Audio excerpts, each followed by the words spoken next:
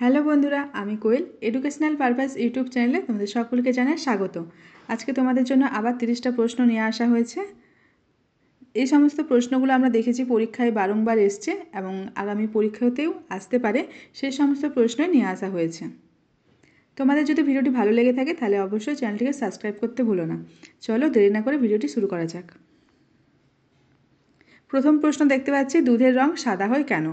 তাহলে দুধের রং সাদা হয় কেন? সেটা হচ্ছে প্রোটিনের জন্য দুধের রং সাদা হয়। সবচেয়ে বেশি পটাশিয়াম পাওয়া যায় কিসে? ডাবে। ডাবের জলে সবথেকে বেশি পটাশিয়াম পাওয়া যায়। সুষম খাদ্যে শর্করা, আমিষ ও চর্বি জাতীয় খাদ্যের অনুপাত কত? সুষম খাদ্যে শর্করা, আমিষ ও চর্বি জাতীয় খাদ্যের অনুপাত হচ্ছে 4:1:1। 4 নম্বর প্রশ্ন, কোন নদীকে বিহারের দুঃখ বলা হয়? কোশি নদীকে বিহারের দুঃখ বলা হয়। 5 নম্বর প্রশ্ন, কোন নদীকে দক্ষিণ ভারতের গঙ্গা বলা হয়? দক্ষিণ ভারতের গঙ্গা বলা হয় গোদাবরী নদীকে। ভারতের কোন রাজ্যে নদীর সংখ্যা সর্বাধিক, মানে কোন রাজ্যে সর্বাধিক বেশি নদী আছে? সেটা হচ্ছে কেরালা রাজ্যে। আয়োডিনের অভাবে কি রোগ হয়? গলগণ্ড রোগ হয়। গুপ্ত যুগে প্রচলিত তাম্রমুদ্রার নাম কি ছিল? সেটা হচ্ছে চান্দ্রা। 9 নম্বর প্রশ্ন, গুপ্ত যুগে প্রচলিত স্বর্ণমুদ্রার নাম কি ছিল? সেটা হচ্ছে দিনার। 10 নম্বর প্রশ্ন, রাতকানা রোগ হয় কিসের অভাবে? ভিটামিন এর অভাবে রাতকানা রোগ হয়। 11 নম্বর প্রশ্ন, পানিতে দ্রবণীয় ভিটামিন কোনগুলি? সেটি হচ্ছে ভিটামিন বি ও ভিটামিন সি। 12 নম্বর প্রশ্ন, মুখে ও জিহ্বায় ঘা হয় কিসের অভাবে? ভিটামিন বি2 এর অভাবে।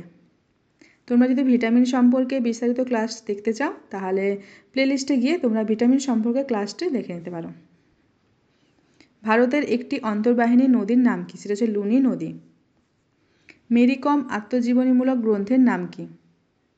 Unbreakable and autobiography. অ্যানোমোমিটার দিয়ে কি পরিমাপ করা হয়? সেটা হচ্ছে বায়ুর গতিবেগ। হাইড্রোমিটার দিয়ে কি পরিমাপ করা হয়?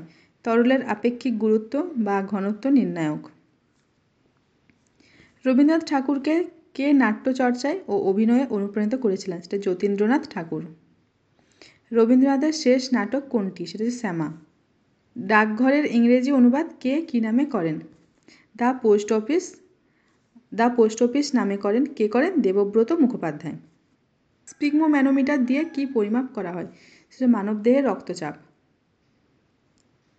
এরকমও আসতে পারে ঘুরিয়ে, মানবদেহের রক্তচাপ কোন যন্ত্রের সাহায্যে পরিমাপ করা হয়? জাতীয় মুগ্ধ গবেষণা কেন্দ্র কোথায় অবস্থিত? সেটা হচ্ছে কার্নাল, হরিয়ানা। দ্রোণাচার্য পুরস্কার কোন ক্ষেত্রে দেওয়া হয়? খেলার কোচদের দ্রোণাচার্য পুরস্কার দেওয়া হয়। তোমরা যদি পুরস্কার সম্পর্কে ক্লাস দেখতে চাও সেটাও তোমরা পেয়ে যাবে, সেটাও প্লেলিস্টে দেওয়া আছে, তোমরা দেখে নিতে পারো। জাকির হোসেন কোন বাদ্যযন্ত্রের সঙ্গে যুক্ত? সেটি হচ্ছে তবলা। হাই অল্টিটিউড রিসার্চ ল্যাবরেটরি কোথায় অবস্থিত? সেটি হচ্ছে কাশ্মীরের Gulmarg.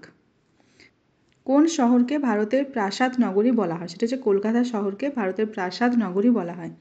Missile women of India নামে কে পরিচিত? সেটা হচ্ছে টেসি টমাস। গ্রামী পুরস্কার কোন ক্ষেত্রে দেওয়া হয়? সেটা হচ্ছে মিউজিক ক্ষেত্রে গ্রামী পুরস্কার দেওয়া হয়।